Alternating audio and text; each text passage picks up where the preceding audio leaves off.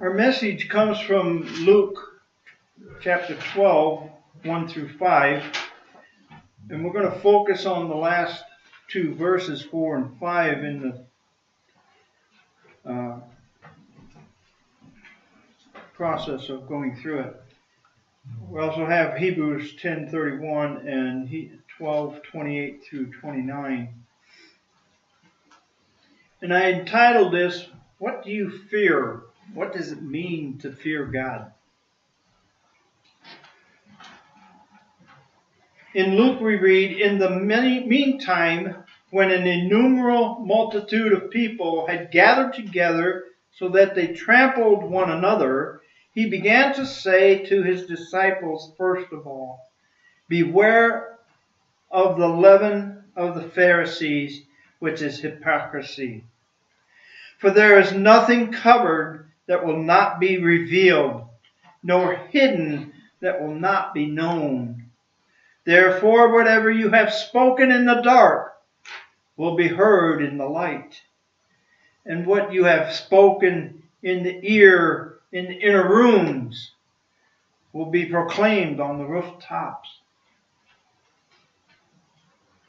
And I say to you, my friends, do not be afraid of those who kill the body, and after that have no more they can do. But I will show you whom you should fear. Fear him who, after he has killed, has power to cast into hell. Yes, I say to you, fear him."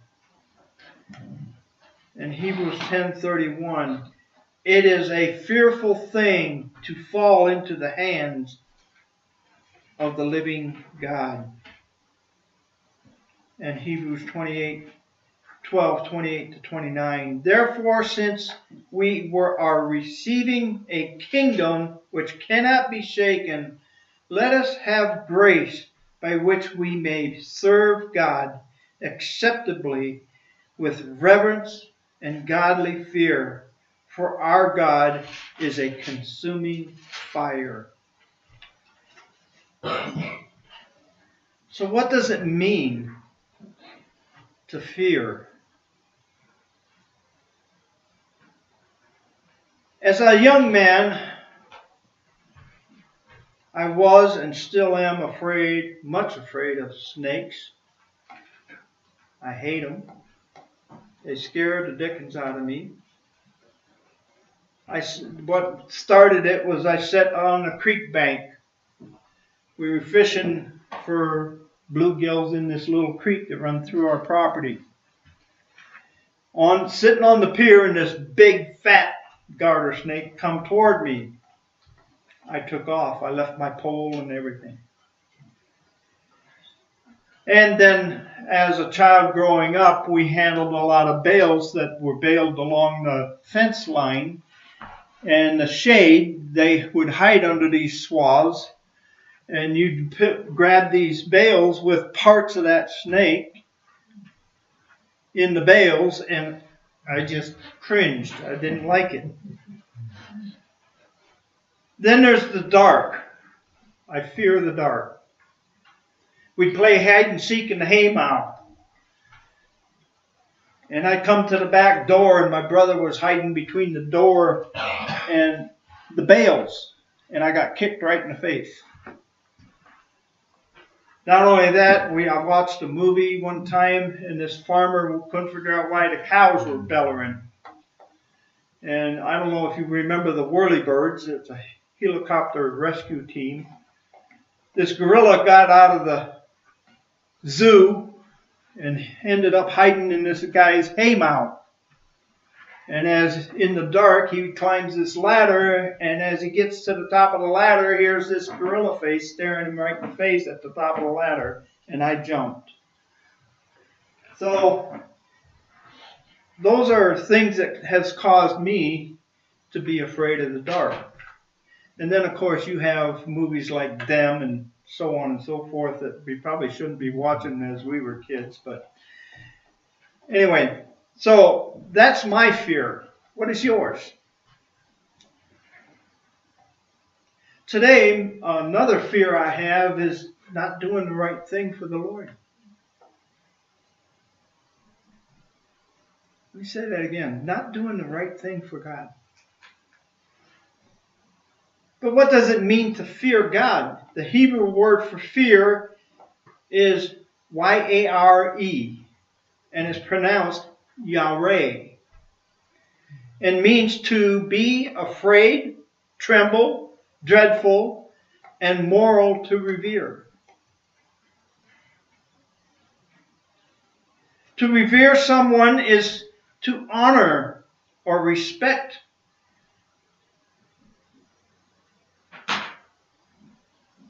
A gesture of respect.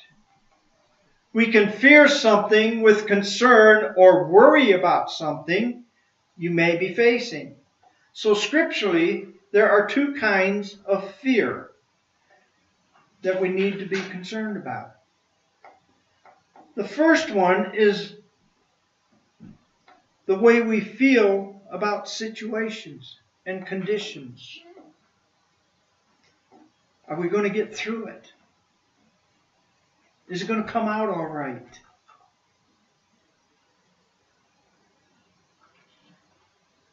The second one is the way we show reverence. Let me say that again. Is the way we show reverence to our God.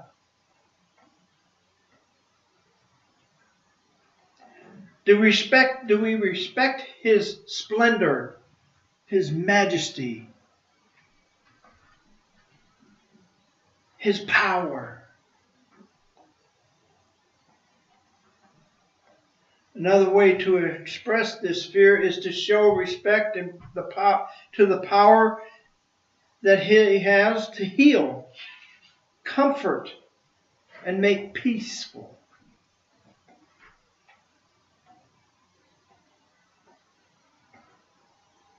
For those who are worried and oppressed, He can bring peace. Jesus opens up with a warning to the disciples, telling them, beware of the leaven of the Pharisees, which is hypocrisy. And He explains, for there is nothing covered that will not be revealed, nor hidden that will not be known. No matter what we do, whether it's day or night,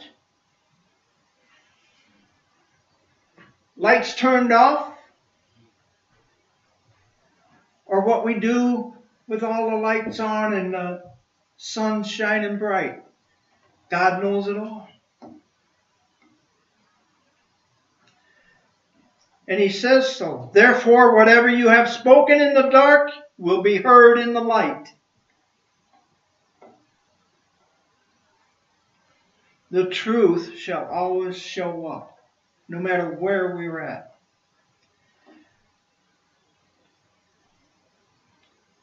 It is not the Pharisees that one should be concerned about. It is those who try to persuade you to believe in other gods, or people who have no concern for, nor have they considered salvation.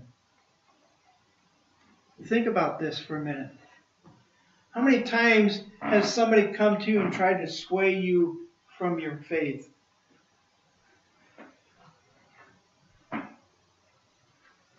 Anybody? Just think about it. They're not forthright in their thinking. Their true feelings are hidden below deck and out of sight. In verses 4 and 5, Jesus tells us what He means in His speech to the disciples. He says that they should not be afraid of those who kill the body, because that is as far as they can go.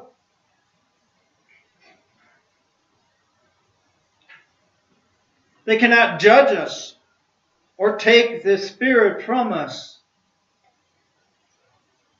They cannot send us to hell or receive us in heaven. On the other hand, we should fear the one who can do both. Receive us in heaven and send us to fiery pits of Hades. One day I was speaking to someone about electricity, and the person I was talking to said he was afraid of it and that he wouldn't touch it. I told him, I says, that's the first mistake. Never be afraid of it. Respect it for what it can do. We do the same with God. We shouldn't be afraid of Him. We should respect Him for what He can do to us. He can send us to hell if we don't turn to Him. He can bring us to eternity if we believe in Him. It's your choice. But never be afraid in a sense that you are afraid of what's going to happen, but in a sense that you worship God. You fear Him because you know that He has an option at hand.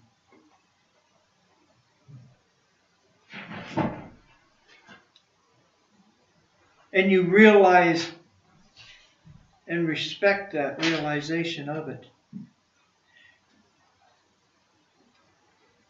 And I also added in here, in the same token, if we were to realize the power that God has to do the things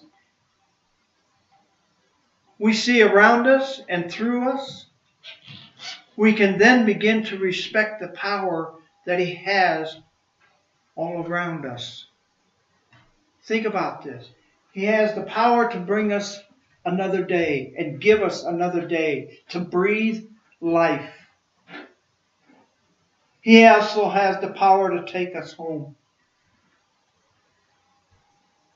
It's up to us to decide, are we going to stand by Him as He stands by us?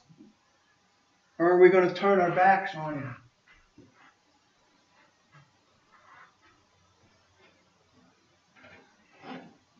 He has the power to lift us up and lay us down. The power to heal and make well. When we fear the Lord and all His power, we begin to gain the knowledge that He wants us to have. In the book of Proverbs we read, Proverbs 1 verse 7, the fear of the Lord is the beginning of knowledge, but fools despise wisdom and instruction.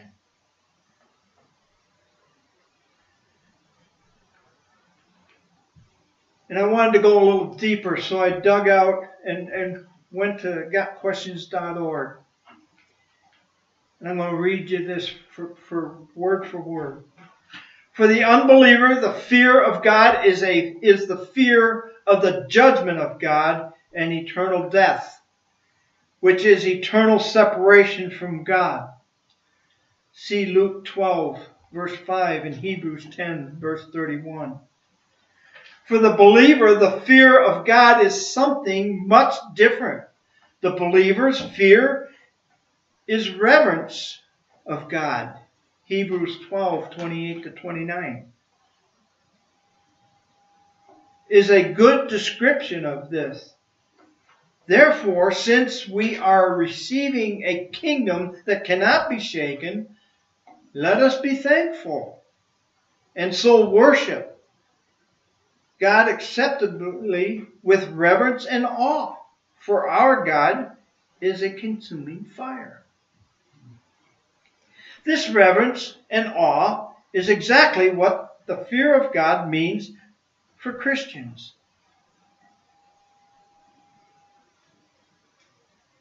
This is the motivating factor for us to surrender to the Creator of the universe.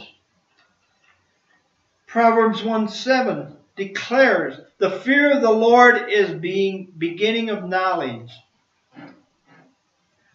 Until we understand who God is and develop a reverential fear of Him, we cannot have true wisdom. True wisdom comes only from understanding who God is and that He is holy, just, and righteous. Deuteronomy 10:12 and 20 and 21 records, "And now, O Israel, what does the Lord your God ask of you but to fear the Lord your God, to walk in His ways, to love Him, to serve Him, your God, with all your heart and with all your soul. Fear the Lord your God and serve Him. Hold fast to Him and take your oath in His name. He is your praise. He is your God, who performed for you those great and awesome wonders you saw with your own eyes."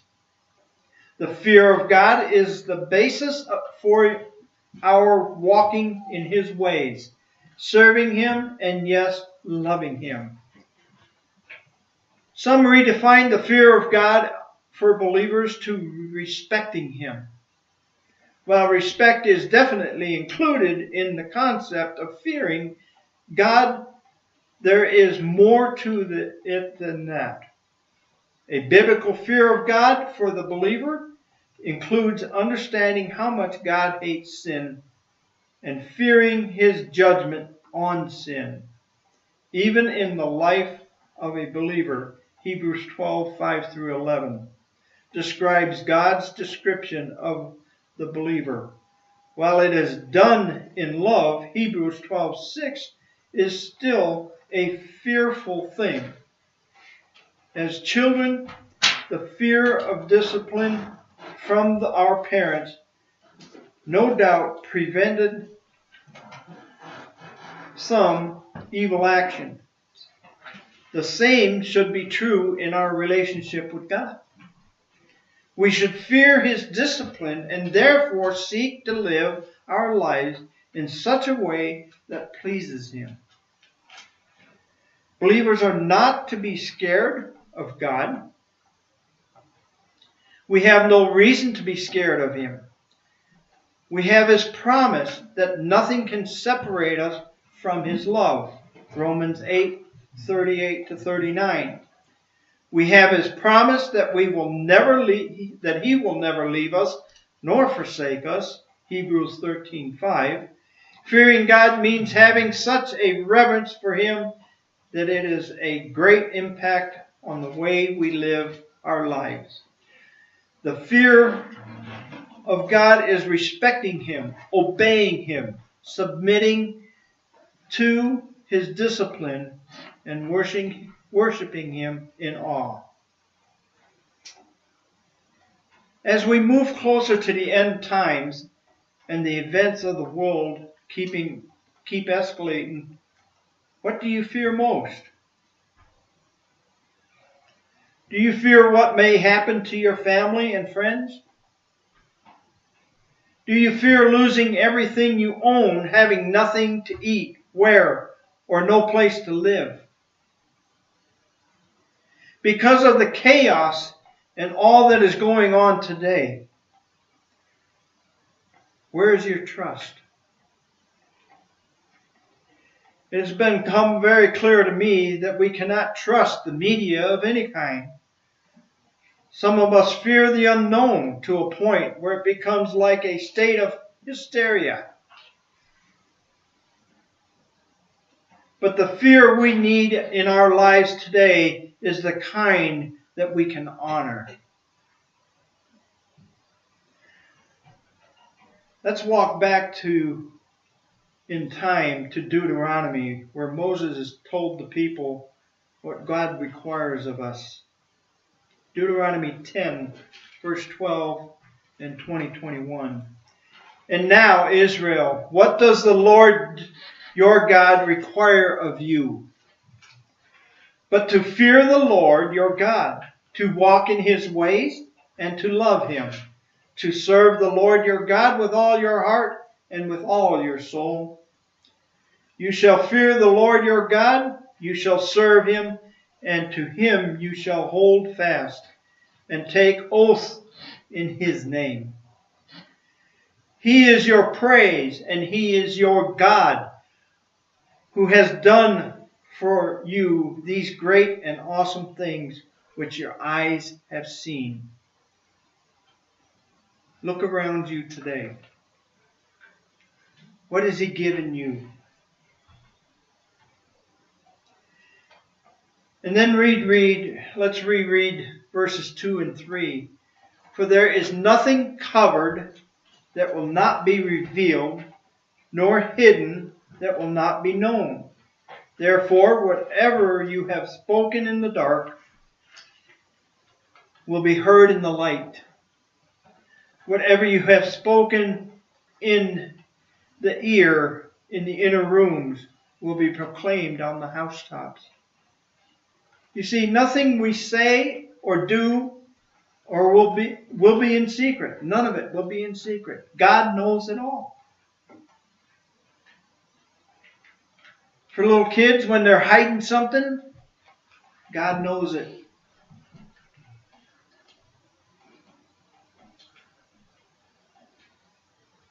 Our conscience will not let it rest when we have done something wrong. It will taunt us until we confess it before men and God. It will be a stumbling block for us till the day of our confession. We are reminded in Hebrews 13:5, let your conduct be without covetousness. Be content with such things as you have. For he himself has said, I will never leave you nor forsake you. When we seek God, he is always right there for us. When we call upon the Lord, he is with us. We need to put our trust in God, because when we start trying to trust man in the overall picture, what happens? We get confused. We get uncertain.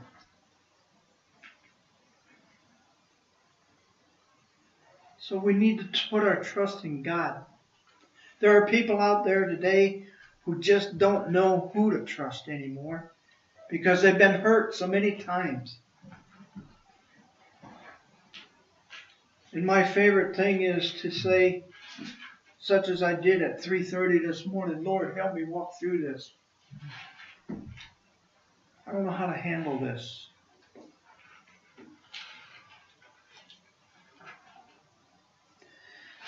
The bottom line, we are to fear God by honoring his grace, love, and power. And what he did for us as believers. Do you believe? We are to be careful on how we live by what we say and do.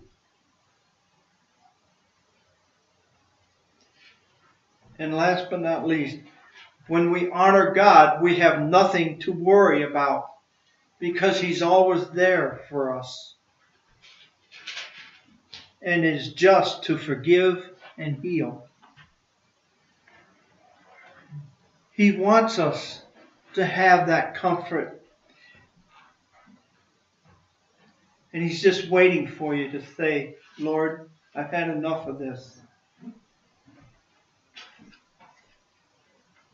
I want out of this situation. Can you help me with it? Can you walk me through it?